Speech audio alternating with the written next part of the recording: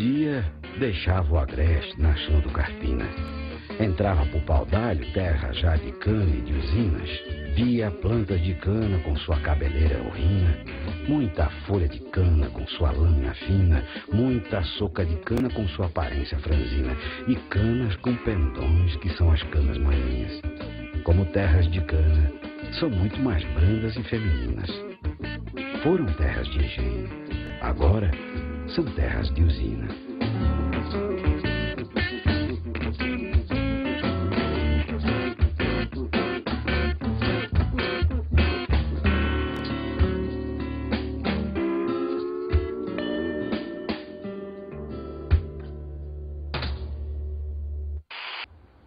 Olá galera, tudo bom? O tema da aula de hoje é Economia e Sociedade Açucareira no Brasil Colonial. Mas, para nós entendermos este processo, nós vamos buscar a lógica da política mercantilista portuguesa, o exercício do sistema mercantilista na relação Portugal-Brasil. Bom, então vamos ver o seguinte. O ponto é que a metrópole portuguesa exercia sobre o Brasil o chamado pacto colonial, ou seja, o colonialismo, uma das características do processo mercantilista existente na Europa no período do século XV ao XVIII. Vamos explicar agora o que era o pacto colonial. Nessa visão, você tem a metrópole, que é Portugal. Nós temos a colônia, que é Brasil. Bom, dentro dessa lógica, metrópole, colônia, existe a relação comercial. Como era feita essa relação?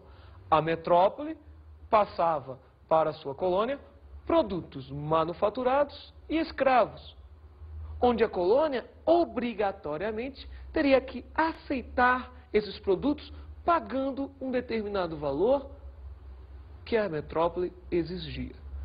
Do outro lado do pacto colonial você tinha o quê? A colônia passa para a metrópole produtos tropicais e matéria-prima. A que preço? A que a colônia exigia? Não, óbvio, o que a metrópole exigia. Ou seja, traduzindo, na lógica da política mercantilista portuguesa, sempre a colônia não saía beneficiada. Mas quem é esta matéria-prima? Quem são esses produtos? Bom, o que nós vamos dar ênfase aqui é o açúcar. Mas, para nós impormos aqui as pré-condições para que o açúcar fosse cultivado no Brasil colonial, temos que voltar um pouquinho, temos que entender algo além do Brasil. Primeiro, o açúcar, antes de ser produzido no litoral africano, antes de ser produzido no Brasil em grande escala, era um dote de princesa, que era oferecido como presente de casamento a princesas. O açúcar depois se banalizou através da produção em larga escala no Brasil. Mas onde era produzido mesmo?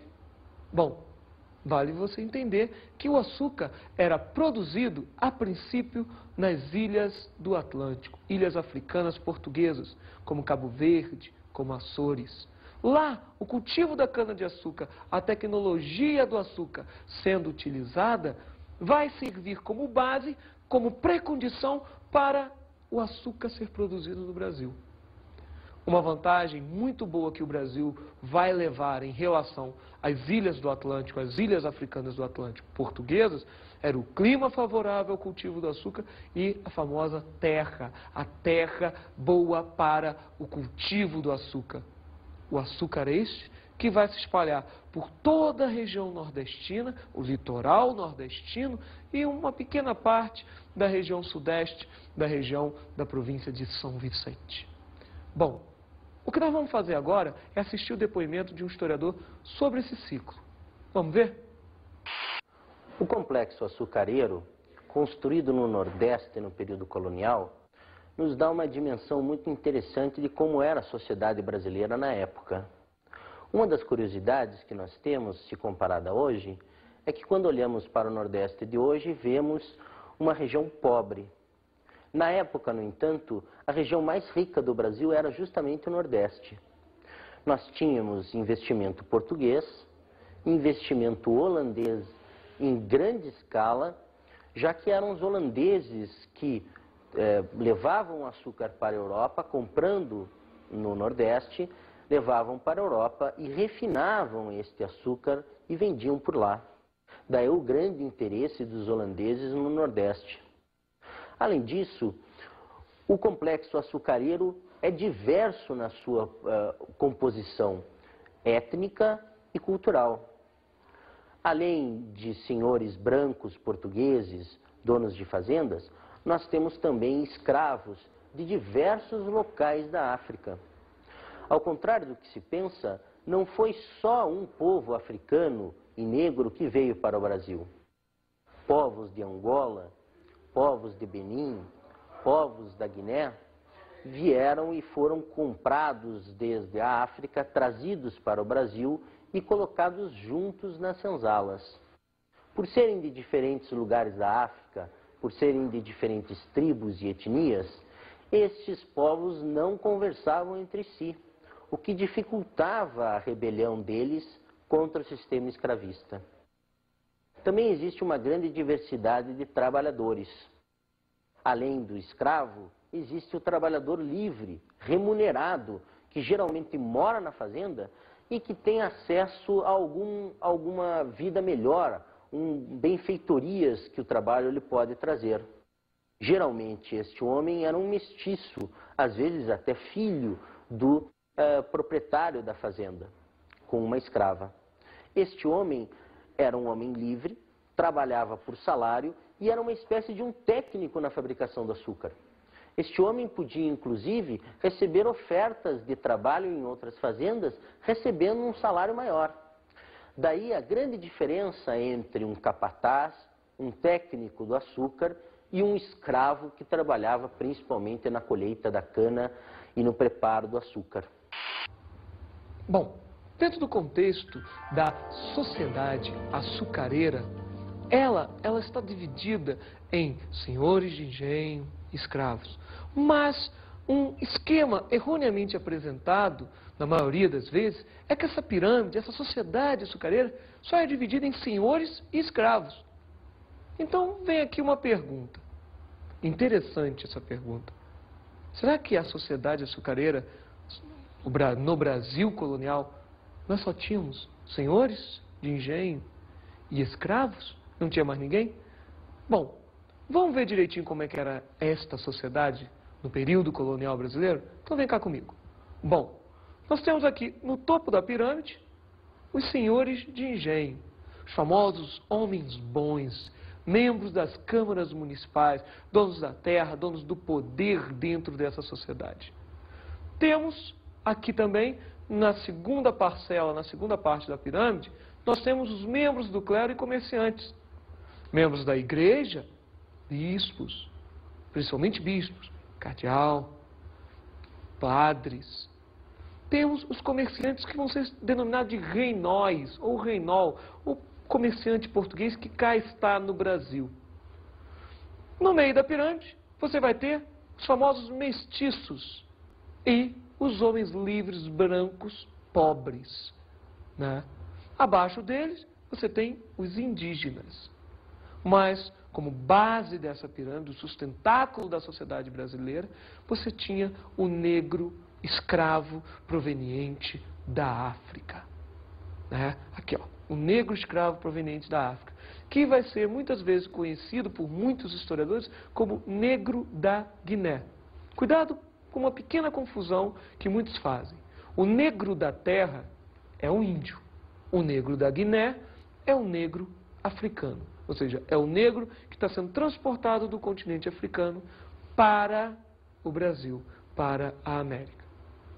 Bom, algo interessa para a gente dentro dessa sociedade, que não tem um mercado interno desenvolvido, não tem uma grande vila, uma grande cidade a ser desenvolvida. Então, essa sociedade, ela é bem restrita em comparação, por exemplo, à sociedade do século XVIII, a mineradora. Então, a sociedade mineradora, por exemplo, ela tem uma maior mobilidade, ela tem cidades, um comércio interno maior, coisa que na açucareira não acontece. Veja bem e preste atenção. Eu quero dizer que a sociedade açucareira, no período colonial, vale sempre recitar isso, nós temos uma pouca mobilidade social. O que isso quer dizer? Está percebendo o que eu estou fazendo aqui dentro? Ó, mobilidade. Estou me movendo. Está vendo? Ó, vou voltar. Mobilidade. E o social? Mobilidade social, mudança nas classes. Você acha que o escravo conseguiria se tornar senhor de engenho? O negro escravo, que é considerado mercadoria, vai vir a se tornar senhor de engenho? Muito difícil. Você acha que o senhor de engenho pode vir a se tornar escravo? Impossível. Então, a sociedade ela tem uma pouca mobilidade social. E na visão de Gilberto Freire, um grande antropólogo, que criou um dos grandes livros chamado Casa Grande e Senzala. Como era a sociedade brasileira? Sociedade essa que até hoje responde por essa característica. A sociedade brasileira era uma sociedade pater, era uma sociedade patriarcal, onde o homem era o chefe de família. Esta é a sociedade açucareira do período colonial. Ou seja, é uma sociedade patriarcal, onde o homem é o chefe. Tem um trecho muito interessante de Casa Grande e Senzala, que fala que a mulher em si, ela servia para 3 coisas. A mulher branca servia para casar. A mulher negra servia para o trabalho. E a mulata servia para o ato de fornicação. Bom, então a sociedade açucareira, ela está dividida no topo da pirâmide, senhores de engenho, os homens bons. E na base, os negros escravos provenientes da África. Lembrando, essa sociedade ela é patriarcal. A mulher é um ser submisso que deve responder às ordens do seu marido, do seu homem, onde apresenta-se nessa sociedade o grande chefe, pater. Bom, essa sociedade, a fazenda em si, ela divide em algumas partes. A casa grande, a moradia do senhor de engenho, de sua esposa, de seus filhos, de alguns negros que vão trabalhar na casa, algumas que vão servir de ama de leite para filhos dos senhores de engenho com suas respectivas esposas. A senzala, que é a moradia do negro escravo, que muitas vezes apresenta-se em figuras afastadas da casa grande, isso é até um certo erro. Por quê? Porque a senzala, na maioria das vezes, encontrava-se abaixo da casa grande, para que o senhor pudesse vigiar os seus escravos. Temos a capela, uma igrejinha, geralmente onde ali o negro rezaria, né? Ou seria convertido para a religião católica. Temos o moinho de engenho, temos o engenho em si, onde ali será produzido o açúcar e seus derivados. Fato interessante este, que aí, no caso, vai acontecer as maiores formas de rebeldia dos escravos, como mutilações, como suicídios, alcoolismos, a serem feitos como uma forma de rebeldia perante o seu senhor. Muitos desses acabariam nos troncos, chicoteados. Bom, vamos fazer o seguinte agora. Vamos ouvir rapidamente um trecho de Gilberto Freire.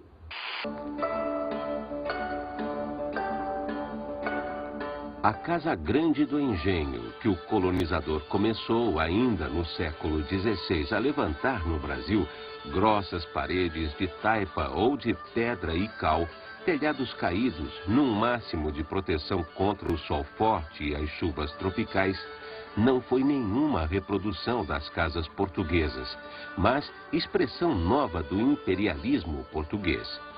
A Casa Grande é brasileirinha da Silva,